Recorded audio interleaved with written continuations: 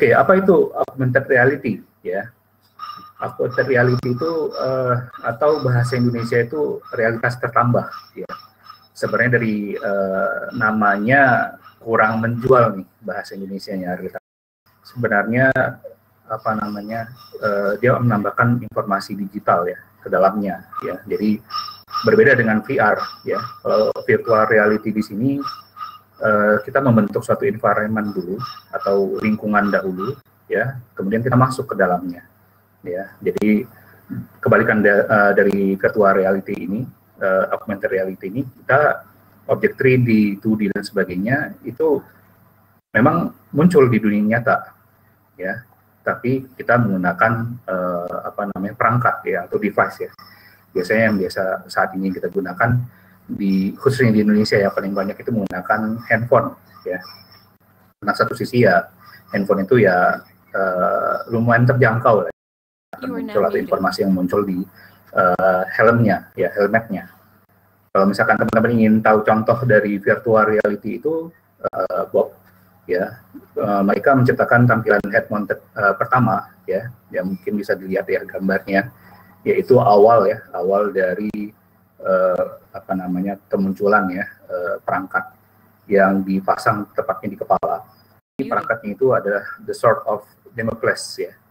Jadi perangkat atau peralatan yang dipasang di kamera di kepala ini ya, itu dia menampilkan grafik komputer yang lumayan masih primitif ya, maklum ya di tahun 60-an.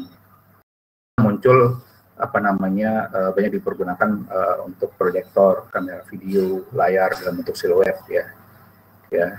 Kemudian terus lagi berkembang di tahun 80-an ya. Di sini ada penelitian augmented reality ya. Ini muncul pertama kali dalam karya Thomas Caudle dan David Mizel ya. Di sini orang mulai banyak mengenal augmented reality itu seperti apa ya. Dan sampai saat ini ya, apa namanya augmented reality ini apa namanya augmented reality karena orang pada keluar semua ngumpul ya mencari kalau misalkan teman-teman mencobanya ya. Oke, kemudian kita masuk ke berikutnya ya. AR akan mempengaruhi setiap aspek kehidupan kita ya. Depan saya lihat memang AR ini besar ya peranannya ya. Jadi banyak game-game interaktif yang memudahkan kita dapat melakukan dimanapun, ya. Bukan hanya di indoor saja, tapi outdoor pun juga bisa. Ya. Bahkan film-film yang saat ini mungkin pada saat kita luar pembelajaran, ya, yang dulunya apa namanya kita mengandalkan apa namanya buku yang kadang teman-teman juga kadang males nih bawanya berat banget gitu ya, banyak. Tapi dengan memanfaatkan AR ini, kita dengan mudah nih, itu juga memudahkan ya. Mungkin kita dapat gambaran lah, misalkan kita menggunakan teknologi ataupun Google Map ya. Google Map pun terakhir yang saya lihat juga sudah menggunakan atau menerapkan AR di sana ya. Jadi untuk mengarahkan di samping dengan tanda panah tersebut, tapi juga mengarahkan dengan voice-nya juga ya. Kemudian ada komunikasi juga ya, bahkan di di Microsoft HoloLens ya, itu mereka ingin mengembangkan telepresence ya, menggunakan HoloLens ini ya, jadi dari berbagai daerah atau berbagai kota ya bisa bertemu di satu ruangan ya, seolah-olah kita lagi meeting di satu ruangan nih ya.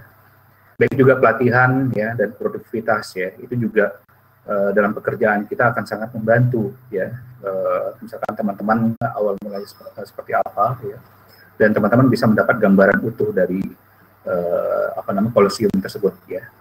Kemudian untuk komunikasi nih ya, terkait komunikasi dengan keluarga, apalagi sekarang di zaman pandemik ini ya, sebenarnya otomatis memang udah terjaga ya. Jadi seolah-olah memang kita bertemu dengan mungkin orang tua kita, sepupu kita, ya, mereka akan ngobrol nih di depan kita langsung gitu. Kemudian untuk pekerjaan pun juga di bidang arsitek misalkan sendiri gitu. Kadang perspektif kita dengan orang lain juga pasti berbeda kan dalam melihat suatu objek gitu, apalagi yang di selembar kertas ya. Dengan menggunakan AR ini akan memudahkan kita dapat melihat seperti apa sih bentuk objeknya. Ya. Jadi ini juga bisa memunculkan semacam pelatih virtual ya yang akan memotivasi kita ya mengikuti setiap step-nya ataupun langkah-langkahnya ya dalam melaksanakan bagaimana ya terlebih bugar ya, itu ada targetnya ya bisa dikejar ya dari situ. Kemudian AR juga akan membantu meningkatkan kemampuan manusia ya dengan memahami lingkungan sekitar dan memberi bantuan secara personal. Ya, ini memang AR di sini yang saya lihat dari sisi misalkan menggunakan getaran ya ataupun suara. Jadi pada saat mereka jalan ya ataupun mereka ingin menuju ke suatu lokasi, mereka akan terbantukan ya. Kalau saat ini prototipe yang sudah kami coba buatkan ya di sini, yang pertama di sini dari penelitian kami lakukan ya, baik dosen dan mahasiswa ya. Yang pertama ada alat peraga edukasi proses siklus air atau hidrologi. Di sini mungkin kadang kita juga bingung nih, kalau cuma baca dari buku aja kan kesannya nggak dapat. Ini cuma lihat gambar polos aja, gimana sih siklusnya terjadi, siklus air ini terjadinya seperti apa, mulai dari penguapan dari air laut ya, kemudian terbentuknya awan, kemudian proses hujan ya, dan kembali lagi air dari yang telah turun tersebut kembali lagi ke laut ya. Dari situ perlahan kita bisa lihat step by step-nya ya, langkah-langkahnya ya, dan kita mudah untuk mempelajarinya, terutama untuk anak-anak baik SD, SMP ya, itu akan sangat menarik bagi mereka. Kemudian ada juga alat peraga edukasi tata surya ya. Kadang juga kan kita susah nih membayangkan gimana sih planet-planet yang mainkannya. Kita hanya tinggal menekan menekan kertasnya saja ya, yang sudah ada tangga nadanya. Ya, jadi suara dari si angklung ataupun gendang ini akan muncul dari perangkat handphone kita. Ya, jadi kita nggak perlu nih repot-repot harus beli angklung dulu, beli gendang dulu untuk belajar gimana sih membunyikannya ya. Jadi dengan memanfaatkan ini saja juga untuk taman kanak-kanak ya, untuk belajar abjad dan sebagainya ya. Dan tujuannya semua ya untuk memudahkan, menarik minat dari penggunanya ya yang sedang belajar ya. Disitulah kita coba implementasi di bidang pendidikan, karena bidang pendidikan ini perlu belajar ya untuk motif perkenalannya. Mungkin untuk kedepannya kalau misalkan teman-teman ingin banyak tahu informasi tentang kegiatan kami ya di AR, ada IoT juga dan sebagainya, itu bisa mengunjungi media sosial kami ya. Mungkin dari saya khususnya ini makin ramai nih, saya lihat usernya ada 51 ya. Oke, jadi sebenarnya pesan untuk teman-teman nih ya, khususnya untuk AR ya, yang mulai terjun belajar AR, VR dan mixed reality, terus explore lah kemampuan teman-teman ya. Jadi kedepannya itu peluang besar, cuman kembali lagi ke kitanya ya untuk mengeksplor semua itu gitu. Jika sudah mengeksplor, jangan lupa untuk saling berbagi ya, namanya juga belajar ya.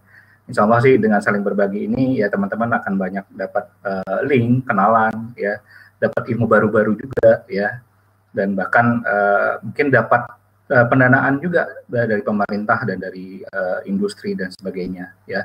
Jadi pesan saya itu, saya sendiri di sini di bidang akademisi, sebagai akademisi juga sadar ya kekurangan di kita itu untuk serius mengeksplorasi di bidang tertentu itu yang kurang ya. Adapun sangat sedikit tetapi ya. Jadi kita minta teman-teman, yuk kita manfaatin yuk teknologi yang besar peluangnya di Indonesia. Jadi kita harus mulai dulu nih dari bawah ya.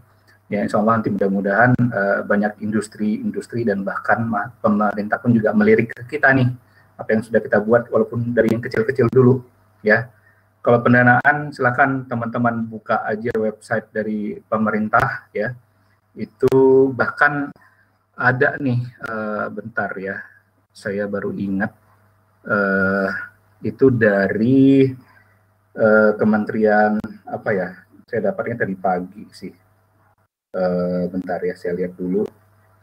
Oh ya, ini ada IGDS 2020 ya, Kementerian Perindustrian, itu bahkan dia apa namanya, mengadakan semacam kompetisi ya, dari desain produk ya, desain produk apapun itu ya. Jadi di sini ada penghargaannya, ada dua kategori ya, ada IGDS desain produk sama IGDS desain konsep ya. Itu silakan aja teman-teman, jika memang sudah terbiasa membuat suatu prototipe, semacam kompetisinya. Nanti ada penghargaan, ada Best 3, ada People Choice, ada Best 20, ada Good Design, ya. Itu teman-teman akan dapat piagam penghargaan, trofi, ada uang pembinaan malah, ya. Pendaftaran terakhir itu tanggal 30 September masalahnya. Tapi nggak apa, dicoba aja, ya. Sebenarnya banyak, jadi tinggal kita coba cari tahu sih, rajin-rajin buka websitenya kementerian, ya. Biasanya mereka ada pendanaan sih, gitu. Itu aja dari saya. Waalaikumsalam warahmatullahi wabarakatuh. Terima kasih Mas Sony. Terima kasih semuanya ya.